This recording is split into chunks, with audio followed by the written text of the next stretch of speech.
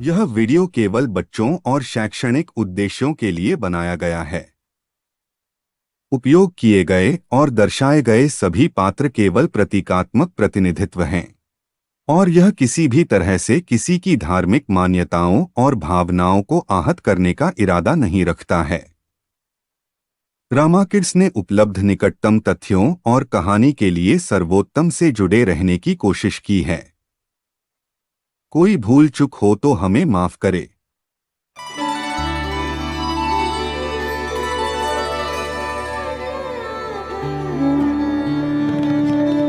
नवरात्रि के पहले दिन देवी शक्ति को देवी शैलपुत्री के रूप में पूजा जाता है। रामाकिड्स एजुकेशनल वीडियोस में आज हम जानेंगे कि क्यों देवी शक्ति को देवी शैलपुत्री के नाम से जाना जाता है। एक समय की बात है, एक राजा हुआ करते थे। उनका नाम दक्ष था। उनकी एक बेटी थी जिनका नाम सती था। दक्ष भगवान ब्रह्मा के पुत्र थे और बहुत ही शूरवीर राजा थे। जाहिर सी बात है कि वो अपनी शान और शौर्य के हिसाब से ही सती का विवाह अपने ही जैसे शूरवीर और प्रसिद्ध राजा से करना चाहते थे। पर सती के मन में किसी राजा या राजकुमार से विवाह करने की इच्छा नहीं थी, बल्कि वो अडिग थी कि उन्हें विवाह सिर्फ और सिर्फ भगवान शिव से ही करना है। शिव एक अस्थिर तपस्वी थे जो पहाड़ों और जंगलों में घूमते या तप करते थे। जब राजा दक्ष को इस बात का पता चला तो वो बहुत क्रोधित हुए। सती का विवाह एक तपस्वी से कैसे हो सकता है? सती ने बहुत कोशिश की अपने पिता को मनाने की, पर राजा दक्ष सुनने के लिए ही तैयार नहीं थे। कुछ समय प्रतीक्षा करने के बाद सती ने अपने माँ पिता का घर त्याग दिया और उनकी इच्छा के विरुद्ध भगवान शिव से जाकर विवाह कर लिया।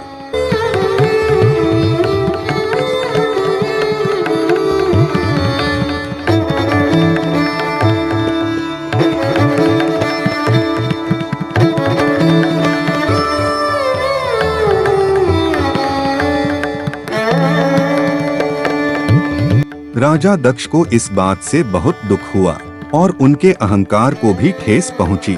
कुछ समय बाद उन्होंने एक भव्य यज्ञ का आयोजन किया। उन्होंने सभी सुप्रसिद्ध राजा महाराजा और भगवानों को निमंत्रित किया, सिर्फ भगवान शिव और सती के अलावा। सती को जब इस यज्ञ के बारे में पता चला तो बिना न्योते के ही वो अपने घर यज्ञ वाले दिन पहुंच गई। अहंकार से उबर दक्ष ने ये मौका नहीं गवाया और भरी सभा में सिर्फ सती का ही नहीं बल्कि भगवान शिव का भी घनघोर अपमान किया। सती ये अपमान को सह न सकी और उसी यज्ञ की आग में सबके सामने कूद गई। जब शिव जी को ये बारे में पता चला तो वे अत्यंत क्रोधित हुए और साथ ही साथ दुखी और व्याकुल भी। सती के बिना उन्हें सब अधूरा और निमोही सा लगने लगा और वो फिर से तपस्या में लीन हो गए और वो गहरे ध्यान में चले गए।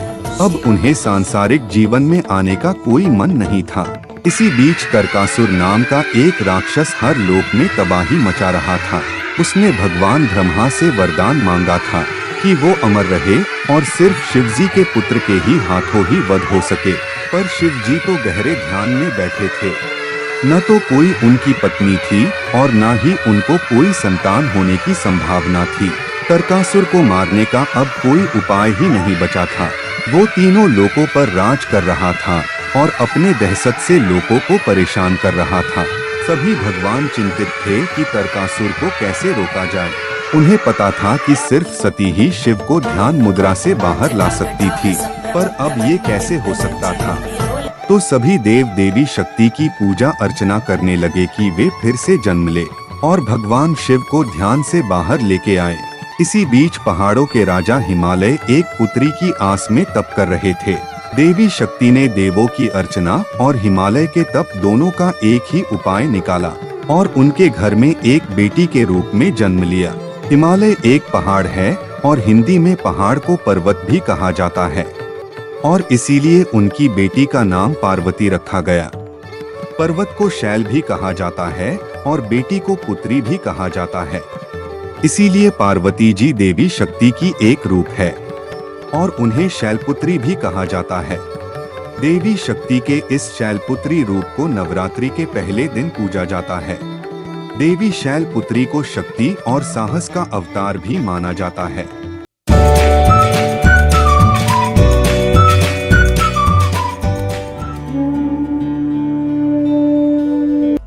नवरात्रि के दूसरे दिन देवी शक्ति को देवी ब्रह्मचारिणी के रूप में पूजा जाता है। आइए इस कहानी से जानते हैं कि उन्हें ब्रह्मचारिणी क्यों कहा जाता है।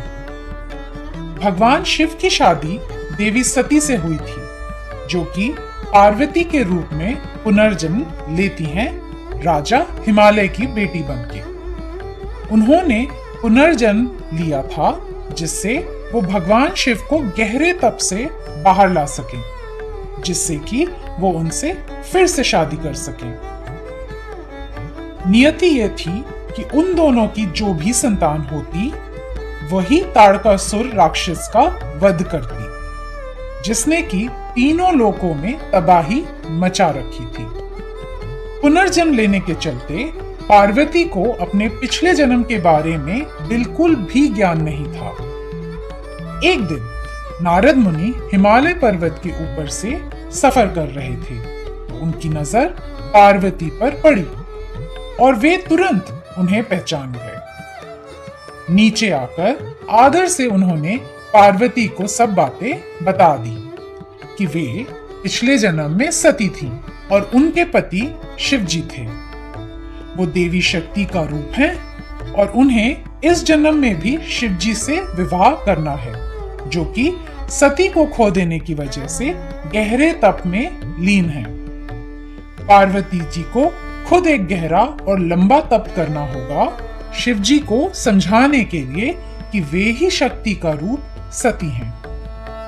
नारद मुनि से ये सब सुनकर पार्वती जी अपने घर गईं और अपने माँ पिता के सामने ऐलान कर दिया कि वो शिव से ही विवाह करेंगी और वो उन्हें मनाने के लिए तप करने जंगलों में जा रही हैं। उनके माँ पिता हिमालय और मैना बहुत चिंतित हो गए और पार्वती को रोकने की कोशिश भी करे, पर पार्वती जी ने दृढ़ निश्चय कर लिया था और उन्होंने उनकी एक न सुनी।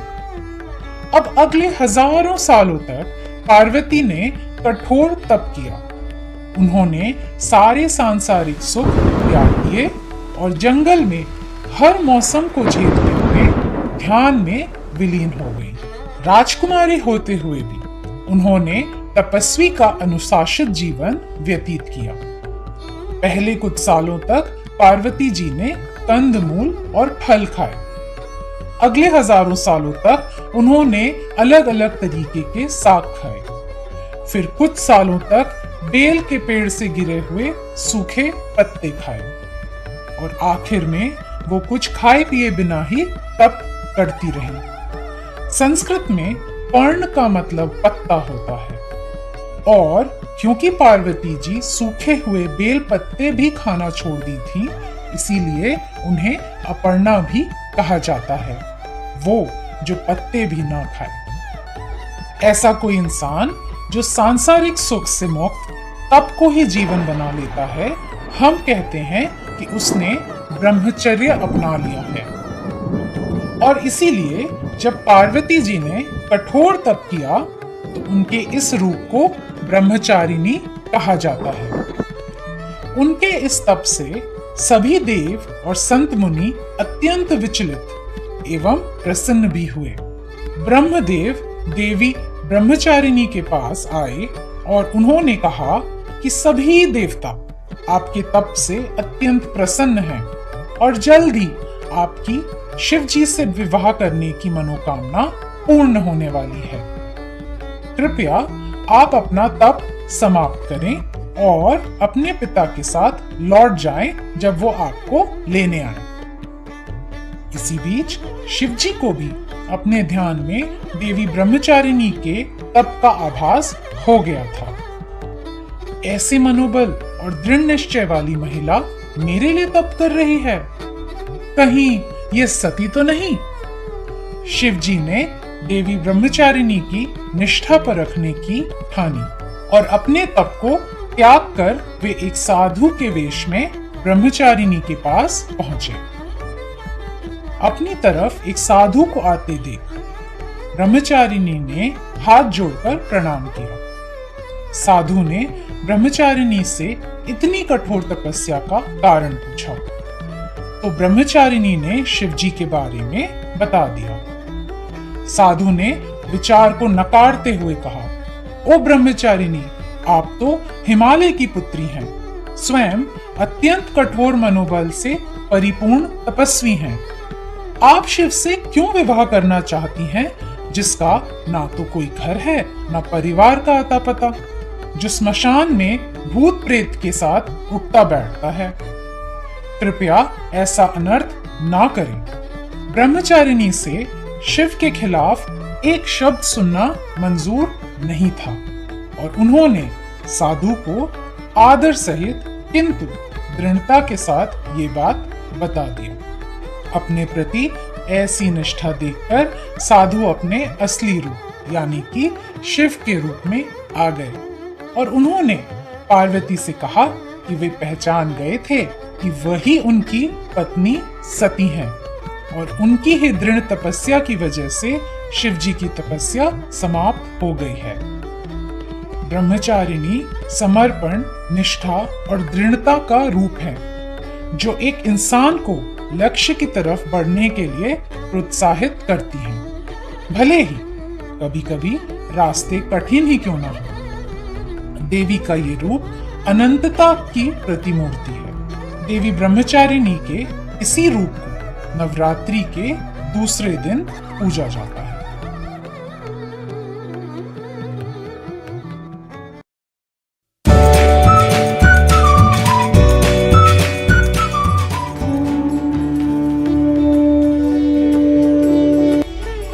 नवरात्रि के तीसरे दिन देवी शक्ति को देवी चंद्रघंटा के रूप में पूजा जाता है। देवी के इस रूप के बारे में चलिए एक कहानी सुनते हैं। हजारों वर्षों तक घोर तपस्या करने के बाद पार्वती भगवान शिव को यह महसूस कराने में सफल हुई कि वे कौन थी और उन्होंने एक दूसरे से शादी करने का फैसला कर लिया।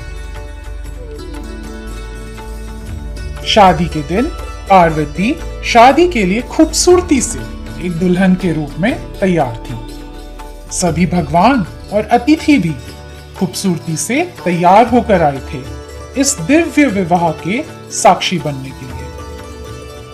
पार्वती की मां मीना अपने होने वाले दामाद का स्वागत करने के लिए घर के दरवाजे पर खड़ी थी, लेकिन बेचारी मीना भयभीत होकर बेहोश हो गई जब उन्होंने शिव जी को अपनी ओर आते देखा। शिव तीनों लोकों के कर्ता धर्ता है और उनके अनुचरों में देवता और राक्षस समान रूप से शामिल हैं। शिव अपने अनुचरों के बीच अंतर नहीं करते हैं। शिव पहाड़ों और जंगलों जैसी खूबसूरत जगहों पर उतने ही सुखी रहते हैं जितने कि वे स्मशान घाट जैसी जगहों पर। शादी के दिन शिव पार्वती के घर भूतों और प्रेतों को भी मेहमान बनाकर लाए थे। उन्होंने दूल्हे के रूप में सुंदर कपड़े भी नहीं पहने हुए थे, बजाय उनके शरीर पर राख लिप्त थी। उनके बाल भी बिखरे हुए थे और उनके इसी रूप ने सभी मेहमानों और खासकर पार्वती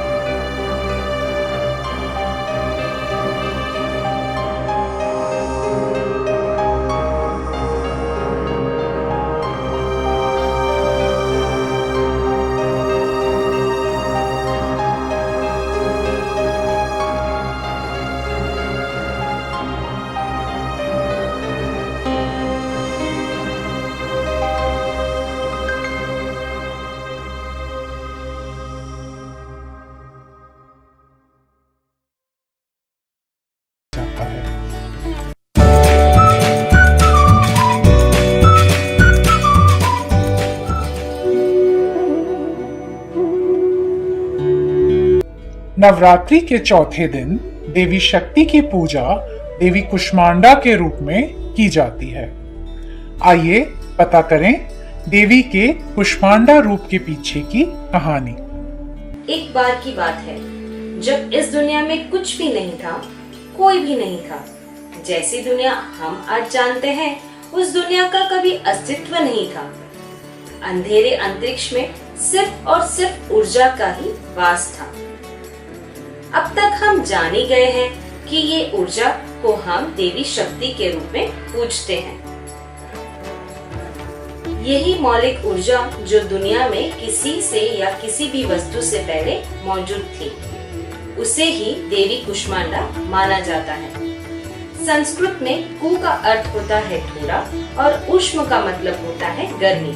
कुष्मांडा का अर्थ है ब्रह्मांड का अंडा या उस सृष्टि बीज जिसमें ऊर्जा के माध्यम से ब्रह्मांड को अस्तित्व में लाया है। ऐसे माना जाता है कि दुनिया में कुछ भी न होने से पहले देवी कुष्मांडा मुस्कुराई और अपनी मुस्कुराहट की चमक और ऊर्जा से ब्रह्मांड का निर्माण किया। एक बार जब ब्रह्मांड का निर्माण हो गया तब कुष्मांडा ने अपने दाहिने पांव और तीसरे नेत्र से 3 दिव्य प्राणियों की रचना की। ये थी महाकाली, महालक्ष्मी और महासरस्वती। उन्होंने ब्रह्मांड की मूल ऊर्जा को प्रतिनिधित्व किया। महाकाली ने ऊष्मा का, महालक्ष्मी ने अपनी चमक से प्रकाश का और महासरस्वती ने ध्वनि का। फिर महाकाली, महालक्ष्मी और महासरस्वती के माध्यम से कुष्मांडा ने ब्रह्मा, विष्णु और शिव की त्रिमूर्ति बनाई।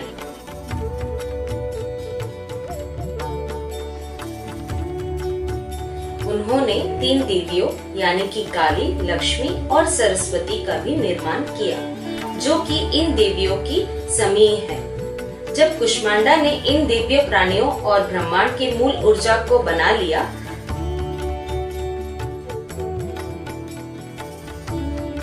तभी अपना भी बीज सूर्य के केंद्र में ले गई और कहा गया है कि वही है जो ग्रहों को ऊर्जा और प्रकाश देने में सक्षम होने के लिए सूर्य को ऊर्जा प्रदान करती है। इस प्रकार कुष्मांडा ब्रह्मांड की रचयिता है और वो ब्रह्मांड की मौलिक ऊर्जा को प्रतिनिधित्व करती है। देवी शक्ति के इस कुष्मांडा रूप को नवरात्रि के चौथे दिन पूजा जाता है। देवी कुष्मांडा को सर्जनशीलता और कुशलता का अवतार माना जाता है।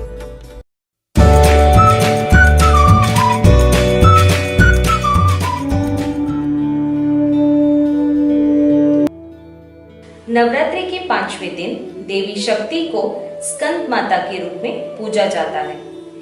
देवी को क्यों और कैसे देवी स्कंद माता के रूप में जाना जाता है, यह कहानी इसी बारे में है। एक बार भगवान शिव अपनी पहली पत्नी सती की मृत्यु के बाद गहरे ध्यान में चले गए थे। देवताओं के अनुरोध पर सती का पार्वती के रूप में पूर्ण जन्म हुआ, ताकि वे भगवान शिव को अपने ध्यान से बाहर ला सके और एक ऐसे संतान को जन्म दे सके जो कि तीनों लोक में आतंक मचाने वाले राक्षस तारकासुर का वध कर सके। पार्वती को स्वाभाविक तौर पर अपने पिछले जन्म के बारे में कुछ भी याद नहीं था, इसलिए ऋषि नारद ने पार्वती को अपने इस जन्म का उद्देश्य बताया था। लेकिन शिव को अपने ध्यान से बाहर लाने के लिए और उन्हें ये एहसास दिलाने के लिए कि वास्तव में वो कौन है, पार्वती को घोर तपस्या करनी पड़ी। हजारों साल बीत गए, लेकिन भगवान शिव ने पार्वती की तपस्या की ओर ध्यान ही नहीं दिया। शादी तो दूर की बात थी और वहीं तारकासुर शक्तिशाली होता जा रहा था और सभी देवता और चिंतित हो जा रहे थे। इसलिए देवताओं ने प्रेम के देवता काम यानी मन्मथ को भगवान शिव पर अपनी शक्तियों का उपयोग करके उन्हें पार्वती की ओर आकर्षित करवाने का निवेदन किया। मन्मथ सहमत हो गए और उन्होंने अपनी शक्तियों का उपयोग भगवान शिव पर किया। भगवान शिव का ध्यान भंग हो गया और वे अत्यंत क्रोधित हो गए। उन्होंने देखा मन्मथ ने उनका ध्यान भंग किया है और तुरंत ही उन्होंने अपने तीसरे नेत्र को खोलकर मन्मथ को जलाकर राख कर दिया। शांत होकर जब भगवान शिव ने ध्यान से देखा तो उन्होंने पार्वती को उनके लिए तपस्या करते हुए पाया। शिव जी ने सोचा, क्या नए जन्म में ये उनकी सती तो नहीं? मन्मथ द्वारा मंत्र दिए जाने के कारण भगवान शिव पार्वती की ओर आकर्षित भी हो गए, पर उनकी तीसरे आंख की उत्पन्न तीव्र चिंगारी पार्वती के लिए उनके प्यार के साथ मिलकर एक संतान बीज में परिवर्तित हो गया। लेकिन शिव के चिंगारी में इतनी ज्यादा गर्माहट थी कि अग्नि के देवता को भी तीव्रता का एहसास हो रहा था और उन्होंने उस बीज को देवी गंगा को सौंप दिया कि वे अपने ठंडक से शिव की चिंगारी को शांत कर दे, लेकिन वो भी नहीं कर पाई। इसलिए देवी गंगा बीज को श्रवण के जंगल में ले गई, जो कि दलदली था। इस बीज की देखभाल उन्होंने 6 बहनों को सौंप दिया, जिन्हें कृतिका के नाम से जाना जाता है। समय के साथ ये बीज मनोहर बालक बन गया, जो भगवान शिव और पार्वती के पुत्र थे, जो कि ये बालक के देखरेख कृतिकाओं ने किया था, इसलिए उनका नाम कार्तिकेय पड़ा। उन्हें स्कंद के नाम से भी जाना जाता है। ये एक ऐसा शब्द है जिसका संस्कृत में कई मायने हैं। स्कंद का एक अर्थ बहना यानी प्रवाह होना होता है, और जो कि कार्तिकेय शिव के तीसरी आंख से बहती हुई गर्मी और चिंगारी के कारण अस्तित्व में आए थे, इसलिए उन्हें स्कंद के नाम से भी जाना जाने लगा। और उनकी माँ पार्वती स्कंद माता यानी स्कंद की माँ कहलाने लगी। स्कंद शिव के बेटे थे, जिनके हाथ तारकासुर का वध की नियति थी। तारकासुर ने ब्रह्मा से वरदान मांगा था कि केवल शिव की संतान ही उन्हें मार सकेंगे। तारकासुर को मारकर स्कंद ने देवताओं को शांति प्रदान की और स्कंद माता यानी देवी शक्ति ने पार्वती के अवतार में पूर्ण जन्म लेके शिव के लिए तपस्या करके उनसे शादी करके इस दुनिया में स्कंद को भी लाने में महत्वपूर्ण भूमिका निभाई गई थी। इसलिए देवी स्कंद माता का भी एक बड़ा योगदान था तारकासुर के वध में। नवरात्रि के 5वें दिन देवी शक्ति को देवी स्कंद माता के रूप में पूजा जाता है। देवी स्कंद माता को ज्ञान, धर्म और सहानुभूति की देवी माना जाता है।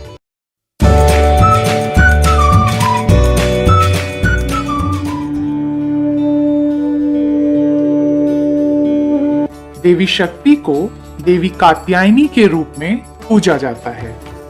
आइए जाने कि देवी शक्ति ने देवी कात्यायनी का रूप क्यों लिया।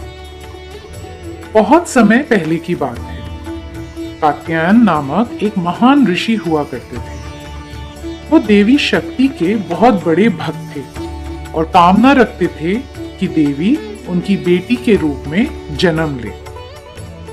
अपनी इच्छा पूरी करने के लिए वे दिन रात देवी की प्रार्थना किया करते थे कि देवी उनकी कामना की पूर्ति कर दें। इस बीच महिषासुर नाम का एक राक्षस था।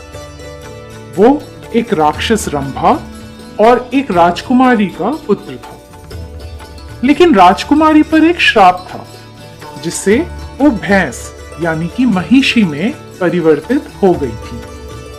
इस प्रकार महिषासुर आधा मानव और आधा भैंस था। महिषासुर दिन पर दिन और अधिक शक्तिशाली होता जा रहा था और देवताओं को परेशान कर रहा था। देवतागण उसे रोक नहीं पा रहे थे और उन्हें घोर निराशा हो रही थी। ऐसे में देवताओं ने निर्णय किया कि वे देवी शक्ति से प्रार्थना करेंगे कि वे ही अब उन्हें महिषासुर के खतरे से मुक्ति दिलाएं। देवी शक्ति ने प्रार्थना स्वीकार करते हुए फैसला किया कि अब पृथ्वी पर जन्म लेने और महिषासुर को सबक सिखाने का समय आ गया है। स्वाभाविक रूप से उन्होंने बेटी के रूप में जन्म लेने का फैसला किया और ऋषि कात्यायन के घर को चुना। चूंकि वो कात्यायन की बेटी के रूप में पैदा हुई थी, इसलिए उनका नाम कात्यायनी रखा गया।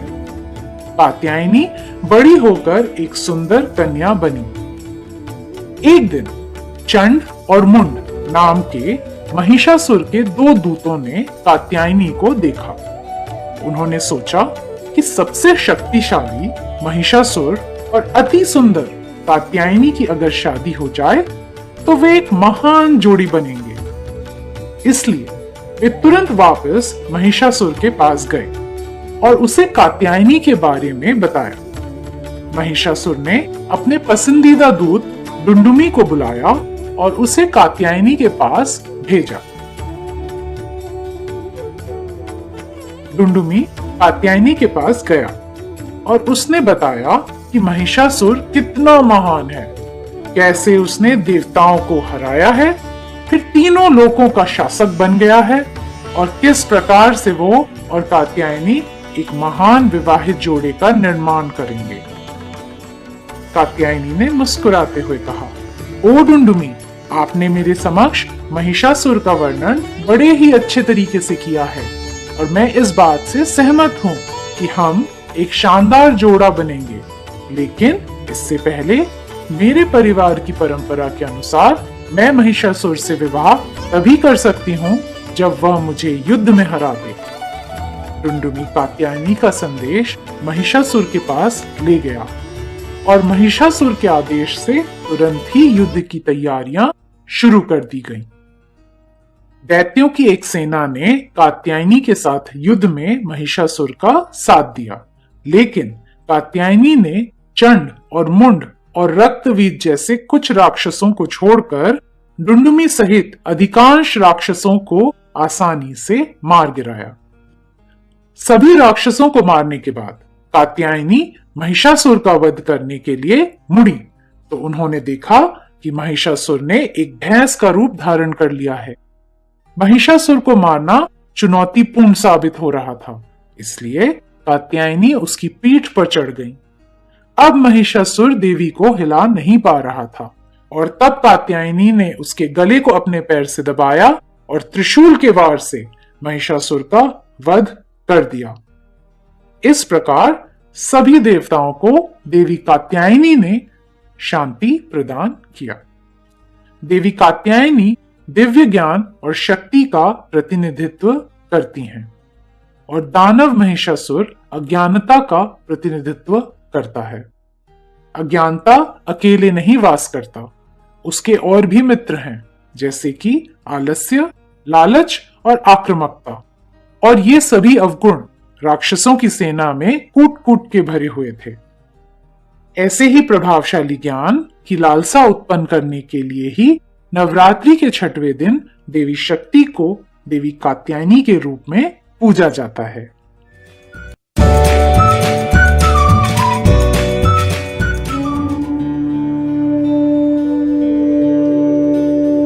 नवरात्रि के 7वें दिन देवी शक्ति को देवी कालरात्रि के रूप में पूजा जाता है। ये कहानी देवी कालरात्रि की कहानी है। बहुत समय पहले की बात है। शुंभ और निशुंभ नाम से 2 राक्षस हुआ करते थे। उनका नामुच नाम का एक भाई था, जिसे देवताओं के राजा इंद्र ने मार दिया था। शुंभ और निशुंभ इस बात से बहुत क्रोधित थे और उन्होंने बदला लेने के लिए देवताओं पर हमला करने का फैसला किया। उधर कात्यायनी ने जब महिषासुर का वध कर दिया था, तब चंड, मुंड और रक्तबीज नाम के 3 राक्षस जो महिषासुर के मित्र थे, शुंभ और निशुंभ से भागकर हाथ मिला लिए थे। इन सभी राक्षसों ने अपनी सेना के साथ मिलकर देवताओं पर हमला बोल दिया था। उन्हें हराकर तीनों लोक पर शासन भी करना शुरू कर दिया। देवतागण विचलित हो गए और देवी शक्ति से मदद मांगने पहुंचे। देवी शक्ति ने देवताओं की बात सुनकर देवी कौशिकी नाम की एक देवी का रूप धारण किया, जो कि पार्वती के समान ही एक अवतार है। कौशिकी ने शुंभ को लड़ने के लिए आमंत्रित किया। शुंभ ने नेतृत्व में राक्षसों की एक सेना देवी कौशिकी के साथ युद्ध करने पहुंची। कुछ राक्षसों को मारने के लिए तो देवी कौशिकी की क्रोधित नजरें ही काफी थी, लेकिन कुछ अन्य राक्षस बहुत शक्तिशाली थे, जैसे कि चंड, मुंड और रुरु नामक एक दानव। इस सभी राक्षसों से लड़ने के लिए कौशिकी ने फिर अपने माथे से एक और देवी की रचना की। इनका नाम देवी काली या कालरात्रि था। कालरात्रि का अर्थ है समय का अंत। देवी कालरात्रि ने देवी कौशिकी के साथ मिलकर युद्ध करना शुरू किया और कई राक्षसों का वध भी किया। ये देखकर रूरू ने कालरात्रि पर हमला किया, लेकिन उन्होंने बहुत ही आसानी से रूरू का वध कर दिया। रूरू के बाद कालरात्रि ने चंड और मुंड का पीछा करना शुरू कर दिया, जो युद्ध से भाग गए थे। लेकिन कालरात्रि उन दोनों का पीछा करती रही और अंत में उनका भी वध कर दिया। कालरात्रि के इस रूप को चामुंडा देवी के नाम से जाना जाता है। इसके बाद कालरात्रि ने सभी राक्षसों के साथ लड़ना शुरू कर दिया और कौशिकी ने रक्तबीज नाम का राक्षस का पीछा करने लगी। पर रक्तबीज के पास एक अनोखी शक्ति थी। जितनी बार उस पर प्रहार किया जाता था और उसके खून की बूंद जैसे ही जमीन पर गिरती थी, एक खून की बूंद से एक नया रक्तबीज राक्षस उत्पन्न हो जाता था। कौशिकी ये देखकर बहुत ही विचलित हो रही थी और फिर उन्होंने कालरात्रि को अपने पास बुलाया। वे एक साथ रक्तबीज से लड़ने लगे। कौशिकी रक्तबीज पर प्रहार करती रही और जमीन पर गिरने से पहले ही कालरात्रि रक्तबीज का खून पी लेती। इस तरह देवी कौशिकी और देवी कालरात्रि ने मिलकर रक्तबीज का भी वध कर दिया और अंततः शुंभ और निशुंभ का कालरात्रि की सहाय के बिना रक्तबीज को मारना असंभव होता। ये देवी शक्ति का एक निडर और हिंसक रूप है, लेकिन इस रूप से हमें घबराना नहीं चाहिए। महाकाली अपने अनुचरणों की इच्छाओं की पूर्ति करती है। वास्तव में काली या कालरात्रि का दूसरा नाम शुभांकरी भी है। इसका अर्थ है वो जो जीवन को शुभ कर दे। नवरात्रि के 7वें दिन देवी शक्ति को देवी कालरात्रि के रूप में पूजा जाता है।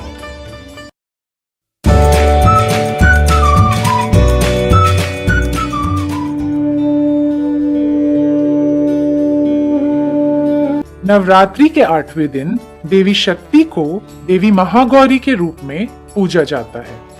आइए देखते हैं देवी शक्ति ने महागौरी का अवतार क्यों ग्रहण किया।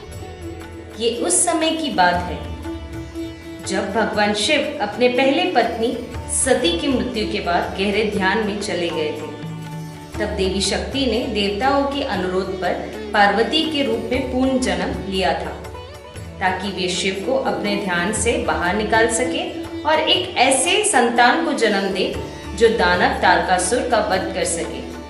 वो ऋषि नारद ही थे जिन्होंने पार्वती को पिछले जन्म के बारे में और पार्वती के रूप में उन्हें पूर्ण जन्म के उद्देश्य के बारे में बताया था।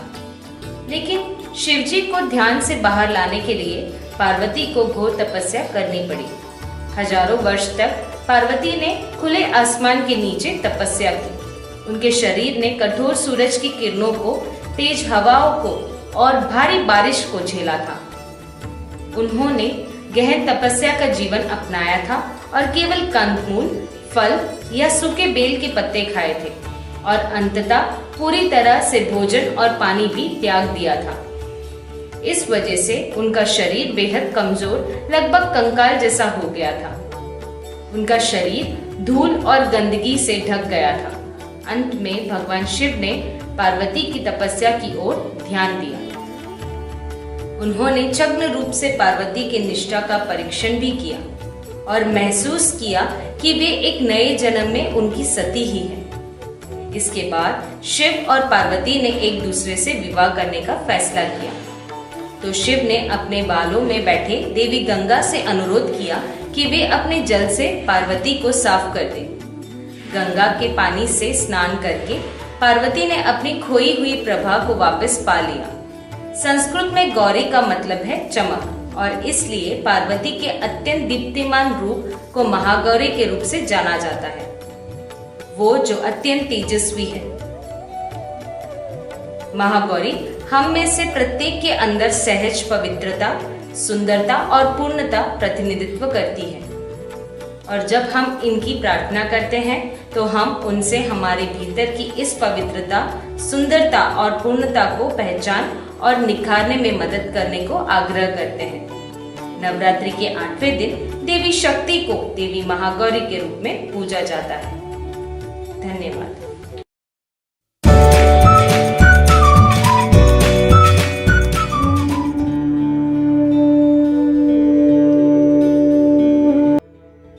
नवरात्रि के 9वें दिन देवी शक्ति को देवी सिद्धिदात्री के रूप में पूजा जाता है।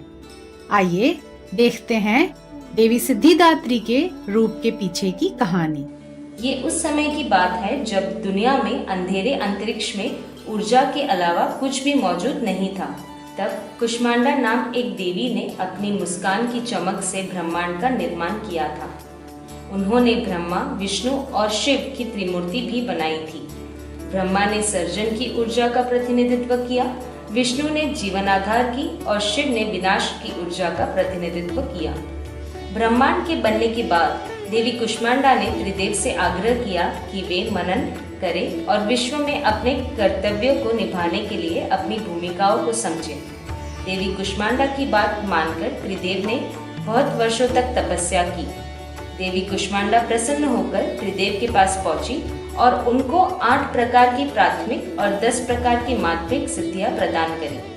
देवी कुष्मांडा का सिद्धि प्रदान करने वाला ये अवतार देवी सिद्धिदात्री के नाम से जाना जाता है, जिसका अर्थ है सिद्धियों को देने वाला।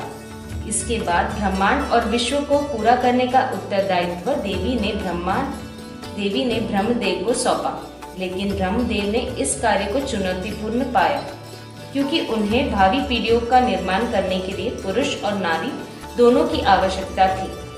उन्होंने सिद्धिदात्री की अर्चना फिर से की और मदद करने के लिए आग्रह किया। देवी सिद्धिदात्री ने इस बात की गहराई को समझी और एक उपाय निकाला और भगवान शिव के आधे शरीर को एक नारी के शरीर में बदल दिया। शिव का ये रूप जो आधा पुरुष और आधा नारी का है, वो अर्धनारीश्वर के रूप में जाना जाता है। अर्ध का अर्थ है आधा, नारी का अर्थ है स्त्री और ईश्वर का अर्थ है देव। अब जब पुरुष और नारी दोनों ही शिव के शरीर में मौजूद थे, तब ब्रह्मा ने प्राणियों को बनाने में सक्षम हो गए। इस प्रकार वो देवी सिद्धिदात्री ही थी जिन्होंने त्रिदेव को सिद्धियां प्रदान और ब्रह्मा को सृष्टि की रचना कार्य में सहायता की। नवरात्रि के 9वें और अंतिम दिन देवी शक्ति को देवी सिद्धिदात्री के रूप में पूजा जाता है। माँ सिद्धिदात्री अपने भक्तों और साधकों को ये सभी सिद्धियां प्रदान करने में समर्थ है। धन्यवाद। Hello viewers, I hope you have watched all the 9 videos related to the Navratri festival. This was a simple try by Rama Kids preschool team, so that we can understand the children the importance of all the Indian festivals as well as the importance of 9 days of Navratri. We request you to please subscribe to our YouTube channel for more updates and educational videos.